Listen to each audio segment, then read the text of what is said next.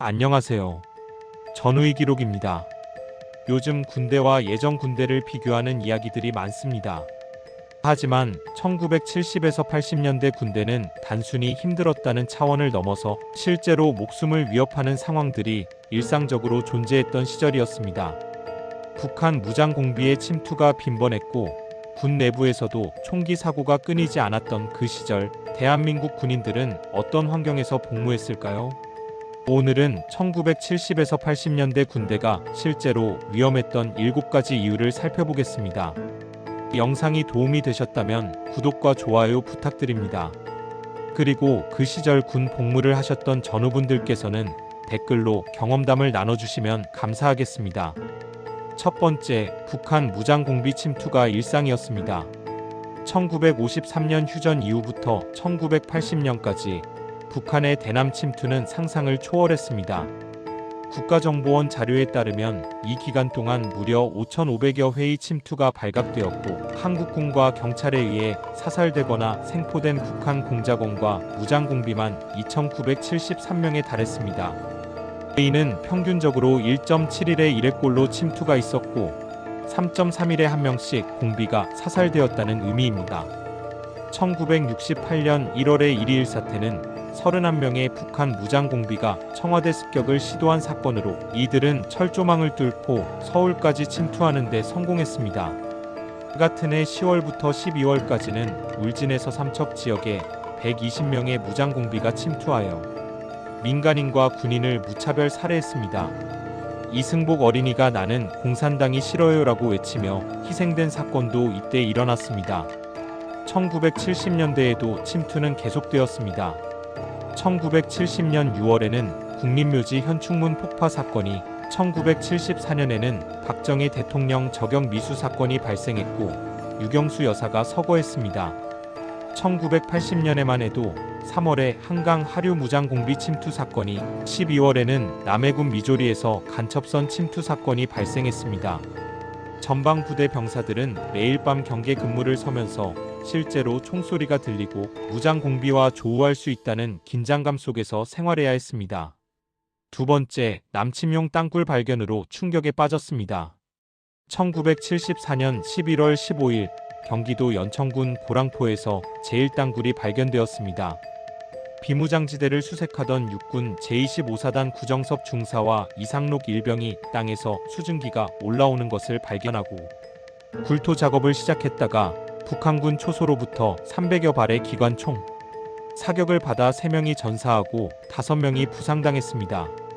제1땅굴은 너비 90cm, 높이 1.2m, 길이 약 3.5km에 달하는 콘크리트 구조물로 서울에서 불과 65km 거리에 위치했습니다. 군 당국은 일시간에 1개 연대 이상의 무장병력이 통과할 수 있고 궤도차를 이용하면 중화기와 포신도 운반할 수 있다고 분석했습니다.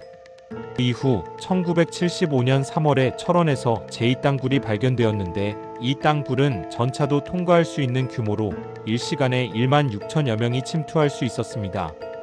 1978년 10월에는 판문점 남쪽에서 제3땅굴이 발견되었고 서울까지 직선거리 52km에 불과한 위치였기에 수도권 방어태세가 전면 재정비되었습니다. 1990년에는 양구에서 제4땅굴이 발견되었습니다. 땅굴 탐사 과정에서도 희생이 있었습니다. 제1땅굴 발견 5일 후 한미 공동조사반이 수색하던 중 북한이 매설한 폭발물에 의해 국군 장교 1명과 미군 장교 1명이 순직하고 6명이 부상당했습니다. 국방부는 현재까지도 전방 지역에 약 20개 정도의 미발견 땅굴이 있을 것으로 판단하고 있습니다. 세 번째, 군 내부 총기 난사 사건이 빈번했습니다. 1970에서 80년대 군대는 군 내부에서 발생하는 총기 사고도 심각한 문제였습니다. 병영 부조리와 가혹행위, 정신적 스트레스로 인한 총기 난사 사건이 끊이지 않았던 시절입니다. 1971년 1월에는 해병대에서 공하사 수류탄 투척 및 총기 난사 사건이 발생했습니다. 1984년 6월에는 강원도 동해안 육군 모부대에서 조모 일병이 내무반에 총기를 난사하고 수류탄 3발을 투척하여 12명이 사망하고 11명이 중경상을 입었습니다. 조 일병은 사건 발생 후 월북했습니다.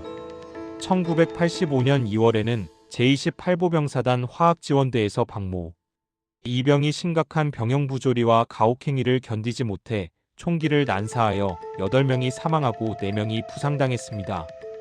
가혹행위로 인한 범죄임이 인정되었지만 계획적 범행이라는 이유로 박 이병은 1, 2심에서 사형이 확정되었고 1985년 9월 총사령이 집행되었습니다. 이는 군에서 이뤄진 마지막 사형 집행이기도 합니다. 1988년 9월에는 제22사단에서 이모 이병이 내무반에 수류탄 2발을 투척해 2명이 사망하고 10여 명이 중경상을 입었습니다. 당시 전두환 정권은 언론 통제로 사건의 상세한 내용이 국민들에게 제대로 알려지지 않게 했습니다. 이러한 총기 사고는 단순히 개인의 일탈이 아니라 극도로 경직된 군 문화와 인권에 대한 개념이 부족했던 시대적 한계가 만들어낸 비극이었습니다. 네 번째, 경찰의 총기 난사도 사회를 공포로 몰아넣었습니다. 1982년 4월 26일 밤 경상남도 의령군 국류면에서 우벙곤 순경에 의한 총기 난사 사건이 발생했습니다. 해병대 출신으로 특등사수였던 우벙곤은 M2 카빈 소총과 실탄 144발, 수류탄 7발로 무장하고 민간인을 무차별 살해했습니다. 사건은 약 8시간 동안 계속되었고 마을 3곳을 돌아다니며 총기를 난사한 결과 56명이 사망하고 35명이 부상당했습니다.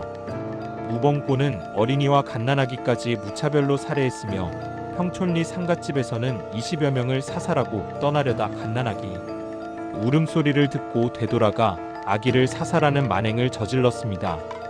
이 사건은 당시 열악했던 한국의 통신 환경도 드러냈습니다. 1982년 당시에는 각 가정에 유선 전화가 보급되지 않아 이장집에 자석식 행정전화로 교환원을 통해 겨우 경찰에 신고할 수 있었습니다. 우벙곤은 사건 다음 날 새벽 자신에게 수류탄을 투척하여 자살했습니다. 이 사건은 2011년 노르웨이 테러 이전까지 단일 범인에 의한 세계 최악의 총기 난사 사건으로 기록되었습니다. 다섯 번째, 연평균 1,800명이 군에서 사망했습니다. 한국전쟁 휴전 이후부터 현재까지 군대 내 사망자는 6만 명에 이릅니다. 특히 박정희 정권 시절인 1960에서 70년대에는 국가 경제 사정이 최악이었고 복무 여건도 형편없었던 데다 베트남 전쟁 파병까지 있어서 연평균 1,800여 명이 사망했습니다. 경제 사정이 나아지기 시작한 1980년대 전두환 정권 때도 연평균 700여 명이 사망했습니다. 총기 사고, 훈련 사고, 질병, 자살 등 다양한 원인으로 하루에 평균 2에서 5명의 장병이 목숨을 잃었던 것입니다.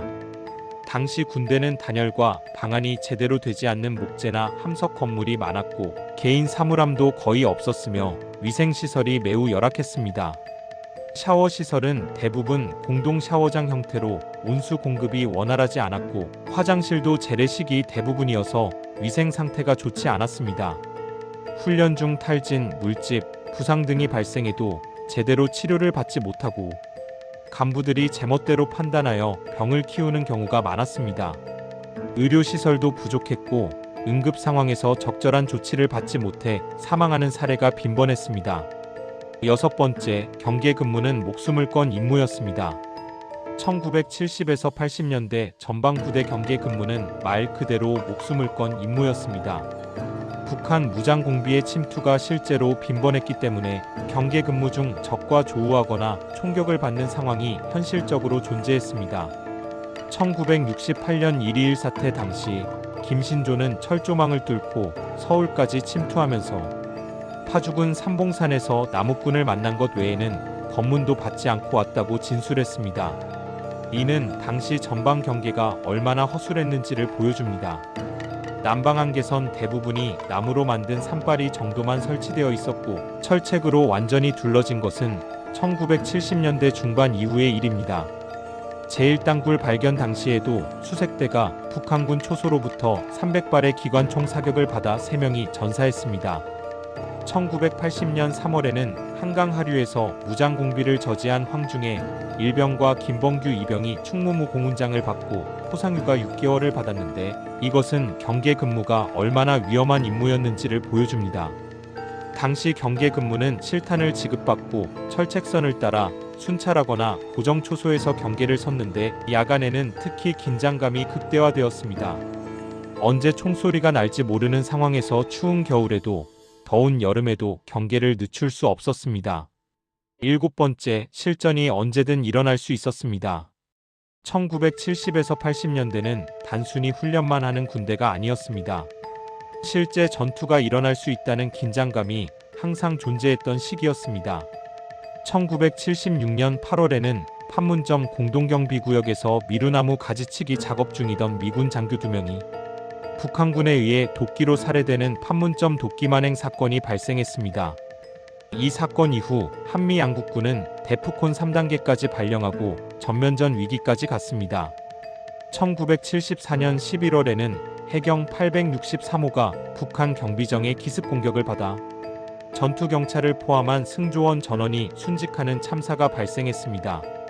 1970년 6월에는 해군 방송선 아투호가 북한 해군 고속정의 공격을 받아 승무원 20여 명이 대부분 사살당한 후 피랍되었습니다.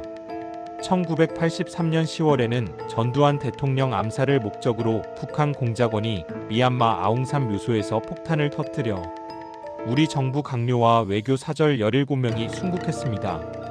같은 해 12월에는 부산 다대포에서 무장간첩 2명이 생포되었는데 이들은 아웅산 테러 후속 작전을 위해 침투한 것으로 밝혀졌습니다.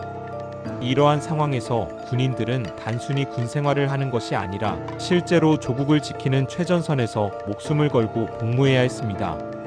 특히 1968년 1.2.1 사태 이후 정부는 향토예비군 250만 명을 창설했고 전 국민이 대간첩 작전 체계에 동원되었습니다. 1970에서 80년대 군대는 지금과는 비교할 수 없을 정도로 위험하고 열악한 환경이었습니다. 북한의 침투가 일상이었고 남침용 땅굴이 발견되어 온 국민이 충격에 빠졌으며 군 내부에서도 총기 사고가 끊이지 않았습니다. 경찰의 총기 난사가 사회를 공포로 몰아넣었고 연평균 1,800명이 군에서 사망했으며 경계 근무는 말 그대로 목숨을 건 임무였고 실전이 언제든 일어날 수 있었습니다. 그 어려운 시절 조국을 지키기 위해 최전선에서 복무하셨던 모든 전우분들께 깊은 경의를 표합니다. 여러분의 희생이 있었기에 오늘날 대한민국이 존재합니다. 영상이 도움이 되셨다면 구독과 좋아요 부탁드립니다. 그리고 그 시절을 직접 경험하신 전우분들께서는 댓글로 여러분의 이야기를 들려주세요. 여러분의 소중한 경험담이 후배들에게 큰 교훈이 될 것입니다. 감사합니다.